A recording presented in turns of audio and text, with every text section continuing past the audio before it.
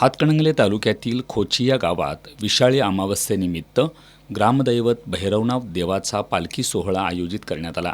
सकाळी मंदिरात पारंपरिक विधी, अभिषेक आणि महापूजा झाल्यानंतर दुपारी भैरवनाथ देवाची आकर्षक पालखी सजवण्यात आली। त्यानंतर ढोल ताशांच्या गजरात फुलांची उधळण करत प्रमुख मार्गावरून पालखी प्रदक्षिणा काढण्यात आली। यावेळी भाविकांनी दर्शनासाठी मोठी गर्दी केली होती।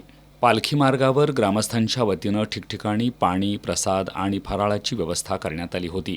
विशाळी अमावस्येच्या पार्श्वभूमीवर सर्पदंश आणि अन्य आपत्तींपासून संरक्षण व्हावं, गावात सुखसमृद्धी नांदावी अशी प्रार्थना भाविकांनी केली। सायंकाळी पालखी मंदिरात परतल्यानंतर महाआरती आणि महाप्रसादाचं आयोजन करण्यात आलं। शांततेत आणि शिस्तबद्ध पद्धतीनं हा पालखी सोहळा पार पाडावा यासाठी देवस्थान समिती, सालकरी, मानकरी आणि स्वयंसेवकांनी विशेष परिश्रम घेतले।